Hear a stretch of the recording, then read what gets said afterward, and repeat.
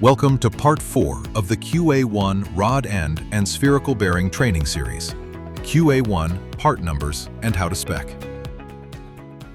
Before diving into the selection process, let's spend a moment on part numbers. QA1 uses intelligent part numbering, so the part number values have real meaning. Let's look at this example of a rod end, the CFR 8SZ.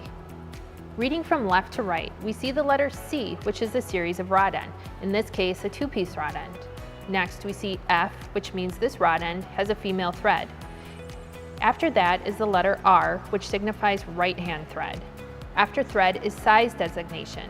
In this example, we see the size number is 8, which means ½ inch. It's important to remember all rod ends, unless metric, are measured in 1/16. Lastly, in this example, the letter S means this rod end has a stud, and the letter Z for a grease fitting. So the CFR 8SZ rod end includes both a stud and a grease fitting. For metric rod ends, the letter M will be the first letter in the part number. And for self-lubricating options, the letter T will be at the end of the part number. Spherical bearings are very similar, but a little simpler because they have fewer variations. Again, reading left to right, if there is an M, it means metric. The series comes next, in this example, com. The size follows after, again, a number designation. And lastly, if the bearing includes self-lubricating liner, it will include the T identifier at the end. So that's it, believe me. It may feel a little intimidating at first, but it gets pretty simple once you spec a few. Okay, we're in the home stretch. Now that you've got all the information of what options are available and how some of these options might be used, let's take a quick look at what factors to consider when specifying. I'm sure you've been taking diligent notes, but if not to worry. You can find all this information and much more in the QA1 Industrial Catalog. We'd be happy to send you a print copy, or you can always find the most up-to-date edition on our website, QA1.net. The first path we'll call the easy button. As the name implies, it's pretty simple.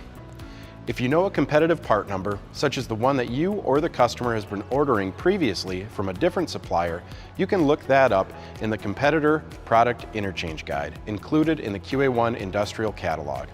When looking at this table, you find the corresponding QA1 product family and then just choose the corresponding size and configuration.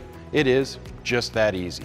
If you're not starting with a competitive part number, the following questions can steer your customers to the right solution. And remember, if at any time you get in over your head, just pick up the phone and give us a call. With the second path to specification, start by asking your customers if they know the load requirements. You'll need to choose an option that delivers the appropriate load capacity for the application. Load requirements will often drive material choice. You must consider the application's need for strength and corrosion resistance. Next, think about motion type and misalignment angle. For high misalignment applications, opt for designs that allow for more angular flexibility. Also important are environmental conditions and maintenance needs.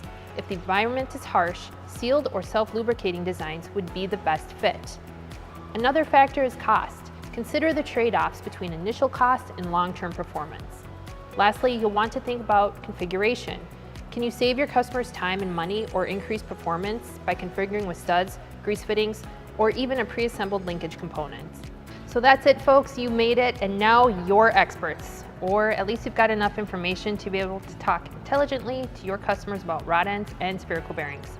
And you know where to go if you need more information. You've just watched Part 4 of the QA1 Rod End and Spherical Bearing Training Series. To watch the complete 17-minute training or to connect with the QA1 Industrial team, visit qa1.net/OEM-industrial.